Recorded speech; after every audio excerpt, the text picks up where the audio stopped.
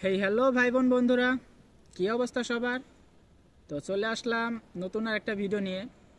আজকের ভিডিওতে আলোচনা করব আপনারা আমার হোয়াটসঅ্যাপ গ্রুপে এবং আমার ইউটিউবের কমেন্ট বক্সে অনেকেই প্রশ্ন করেন যে রাশিয়াতে টিউশন ফি কখন দিতে হয়। এটা কি বাংলাদেশ থাকা অবস্থায় টিউশন ফি পে করতে হবে, নাকি রাশিয়াতে গিয়ে পে করার কোনো ওয়ে আছে? আবার অনেক ভাই আছে যারা এরকম কথা বলে যে ভাই, আমি যাওয়ার পরে অর্ধেক দিব, বাকি অর্ধেক পরে দিব। মানে তাদের কথা কিছুটা এমন যে আমি কিস্তির মতো করে কি টিউশন ফি দিতে পারবো কিনা। ভাই, ল্যাঙ্গুয়েজ কোর্সের টিউশন ফি আপনাকে ফুল 1 বছরের ফুল টাকাটাই পেমেন্ট করা লাগবে। যেটা আপনার টিউশন ফি, ওইটা আপনাকে ফুল একবারে 1 বছরের টিউশন ফি, হোস্টেল ফি পে করা লাগবে। আপনি যেটা ভাবতেছেন ওইটা আপনি মেন কোর্সে যে তখন আপনি সেমিস্টার ভেদে টাকাটা দেওয়ার সুযোগ পাবেন, ঠিক আছে?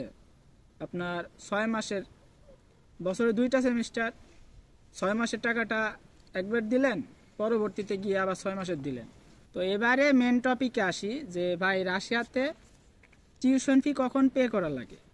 তো আপনারা অনেকেই অনেক মাধ্যম দিয়ে রাশিয়ার জন্য ফাইল প্রসেসিং করাচ্ছেন, অ্যাপ্লাই করতেছেন। হয়তো কেউ এজেন্সির মাধ্যমে, হয়তো কেউ রাশিয়াতে আছে কোনো বড় ভাই, তার মাধ্যমে। তো আপনি যেই মাধ্যম দিয়ে এই ফাইল প্রসেসিং করান না কেন, আপনার রাশিয়ার ক্ষেত্রে প্রথমে টিউশন ফির কোনো প্রয়োজন নাই। প্রথমে টিউশন ফির কোনো প্রয়োজন নাই। এবারে বলি, এই যে প্রয়োজন নাই বললাম, এই বলে যে কোনো ইউনিভার্সিটি টিউশন ফি চায় না, এটা কিন্তু না। আপনার মস্কো, সেন্ট পিটারবার্গ, এইখানের ইউনিভার্সিটিগুলোতে 50% হচ্ছে টিউশন ফি অ্যাডভান্স করা লাগে। যখন আপনি অ্যাপ্লাই করবেন ওই সময় এই টিউশন ফিগুলা পে করা লাগে।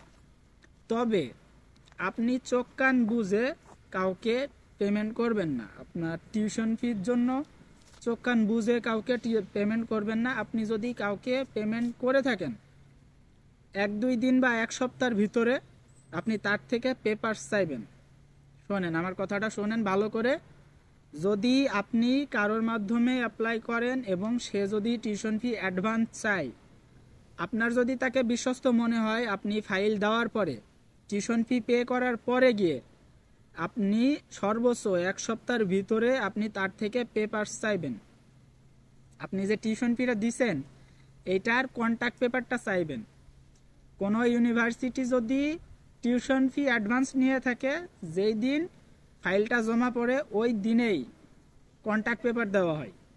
তো আপনি যদি কাউকে টিউশন ফি অ্যাডভান্স দিয়ে থাকেন, অবশ্যই তার থেকে আপনি কন্ট্যাক্ট পেপার চাইবেন ইউনিভার্সিটির।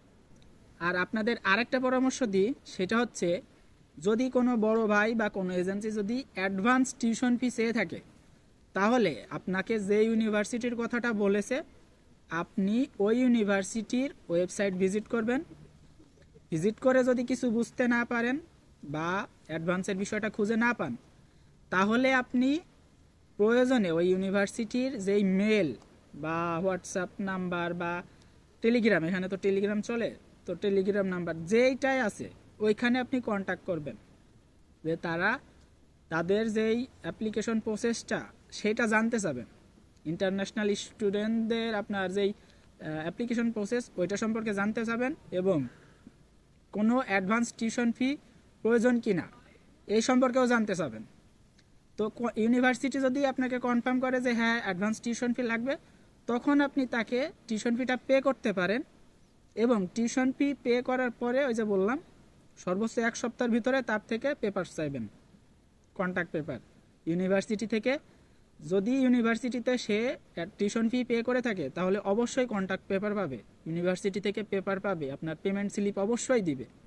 তো আশা করি মোটামুটি টিউশন ফির যে বিষয়টা, কখন পে করতে হবে আর কিভাবে পে করতে হবে, কত দিনের টিউশন ফি একবারে পে করা লাগবে, এই বিষয়টা আপনাদের হয়তো বোঝাইতে পেরেছি।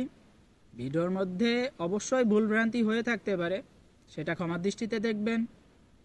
দেখা হবে নতুন কোনো ভিডিওতে নতুন কোনো টপিক নিয়ে। সেই পর্যন্ত সবাই ভালো থাকবেন। আমার জন্য দোয়া করবেন। পাকা পাকা।